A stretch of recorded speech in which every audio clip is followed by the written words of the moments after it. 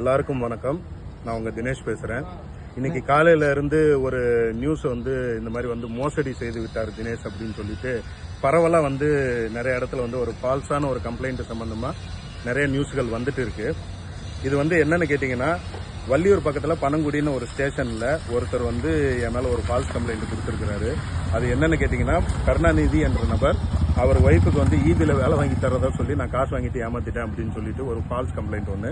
இது சம்பந்தமா அவர் என்கிட்ட பேசும்போது நான் அவரை திட்டி அடிச்சதாகவும், இந்த சம்பவம் நடந்தது பனங்குடி தாண்டி ஏதோ சாத்தான்குளம் போற வழியில எப்பயோ 23ஆம் தேதி நடந்ததா சொல்லி ஒரு எல்லாமே ஃபேப்ரிகேட்டர். இது சம்பந்தமா போட்டு அவர் ஹாஸ்பிட்டலில் போய் அட்மிட் ஆகி டைரக்ட் எஃப்ஐஆர் ஆகிற மாதிரி ஒரு நல்ல ஒரு ஃபேப்ரிகேட்டடா ஒரு விஷயம் ஒன்று பண்ணியிருக்கிறாங்க. இது ஏன் பண்ணாங்க தினேஷ் மேல ஏன் பண்றாங்க, நெருப்பு இல்லாம புகையுமா அப்படிங்கிற மாதிரிலாம் நீங்க நிறைய கமெண்ட்ஸ் எல்லாம் போடுவீங்க. அதெல்லாம் இல்லை. நான் ஒரே ஒரு விஷயம் சொல்றேன். வள்ளியூர்ல ஒரு கேஸ் சம்பந்தமா 4.5 வருஷமா நான் ஒரு நியாயமான ஒரு போராட்டத்தை நோக்கி போய்கிட்டு இருக்கேன். அப்ப அது சம்பந்தப்பட்ட ஒரு நபர் ஆப்போசிட் பார்ட்டி என்னை டிஃபேம் பண்ணணும் அப்படிங்கிறதுக்காக அவருக்கு உருத்தான ஒரு ஆளை வச்சுட்டு இந்த மாதிரி ஒரு செட்டிங் பண்ணி என் மேல ஒரு கம்ப்ளைண்ட் பண்ணியிருக்கிறாங்க. இன்னைக்கு ஹியரிங் அட்டன் பண்ணிட்டு வரும்போது பனங்குடி ஸ்டேஷன்ல இருந்து சப் இன்ஸ்பெக்டர் வந்துட்டு இந்த மாதிரி எஃப்ஐஆர் சம்பந்தமா பேசணும்னு சொன்னாங்க. நான் போனேன். ஃபேக்ட் எல்லாத்தையுமே நான் ப்ரூவ் பண்ணிட்டேன். 23ஆம் தேதி சம்பவம் நடந்ததா சொல்றாங்க. அதுவும் மதியம் ஒரு 2:30 மணியில இருந்து 2:45 மணி வரைக்கும் நடந்ததா சொல்றாங்க. அன்னைக்கு 23ஆம் தேதி வள்ளியூர் கோர்ட்டில் ஜுடிஷியல் மேஜிஸ்ட்ரேட்டுக்கு முன்னாடி என் மேல கம்ப்ளைண்ட் பண்ண பார்ட்டியை நாங்கள் கிராசிங் பண்ணிட்டு இருக்கோம். ஸோ கிட்டத்தட்ட எங்களோட சீனியர் வக்கீல் ராமநாதன் சார் இங்கே நம்ம திருநெல்வேலி டிஸ்ட்ரிக்ட் கோர்ட்டில் கிரிமினல் லாயராக இருக்காரு.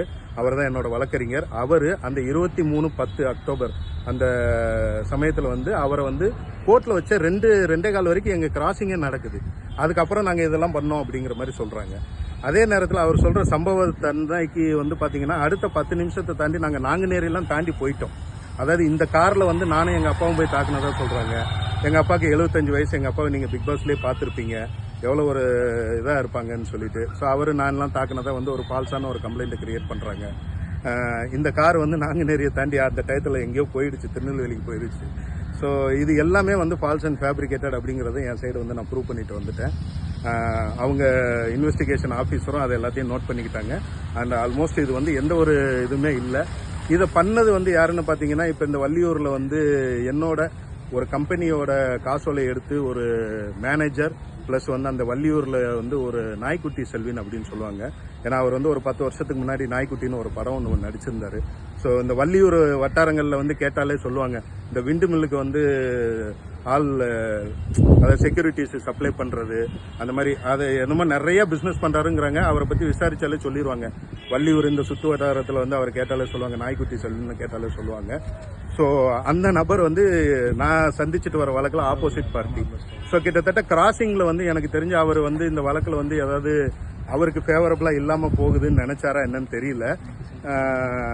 ஸோ இந்த மாதிரி ஒரு நம்ம சினிமாலெல்லாம் பார்ப்போம்ல, ஸோ நமக்கு சாதகமாக இல்லாத பட்சத்தில் இவனை கொஞ்சம் பயன்படுத்துவோம் அப்படின்னு சொல்லிட்டு இது என்னன்னா, இந்த நடிகர் அப்படிங்கிற காரணத்தினால டிஃபேம் பண்ணா பயந்துட்டு காசு கொடுத்துருவாங்க.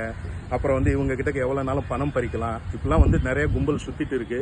நான் நடிகர்கள் எல்லாருக்குமே, நடிகையா இருக்கட்டும் யாரா இருந்தாலும் இது எனக்கு இது ஒரு பெரிய அனுபவம். என்னோட அனுபவத்தை நான் பகிர்ந்துக்கிறேன்.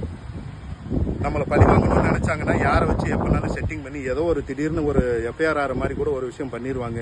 ஆனால் அதுக்கப்புறம் அதை நம்ம இல்லைன்னு ப்ரூவ் பண்ணுறதுக்கு எவ்வளோ அலையணும் பாருங்க. ஒன்றும் இல்லை, இப்போ காலையிலேருந்து இந்த நியூஸ் வந்துச்சு. வந்ததுலேருந்தே தினேஷா பணம் மோசடி பண்ணுறாள் அப்படிங்கிற மாதிரி ஒரு ரெஜிஸ்டர் பண்ணி விட்டுருவாங்க. அப்போ இந்த களங்கத்தை துடைக்கிறதுக்கு நம்ம எவ்வளோ கஷ்டப்படணும், இன்னும் எவ்வளோ தாண்டா அடிப்பீங்கிற மாதிரி இருக்கும். பரவாயில்ல, எல்லாத்தையுமே நேர்மையாக நியாயமாக பேஸ் பண்ணக்கூடிய ஆள் நான். இன்னைக்கு அரெஸ்ட் அப்படி இப்படின்னு பயங்கரமாக இதெல்லாம் சொன்னாங்க. அதெல்லாம் ஒன்றும் கிடையாது. நேராக ஒரு என்கொயரிக்கு போனேன். அவங்க 4 கொஸ்டின் கேட்டாங்க. நான் என் சைடு இது ஃபேக்ட்னு ப்ரூவ் பண்ணேன். எஃப்ஐஆரை படித்தேன், கிளியர் பண்ணிவிட்டு நான் வந்துட்டேன். சரிங்களா? ஸோ நான் சொல்ல வர்றது ஒரே ஒரு விஷயம்தான், எல்லாத்தையுமே நேர்மையாக நியாயமாக சந்திப்போம். எல்லாத்துக்கும் நம்ம ரெடி. ஓகேவா? ஆண்டவன் நமக்கு ஒரு நல்ல குணத்தையும் அறிவியும் கொடுத்துருக்கான். அது நமக்கு போதும்.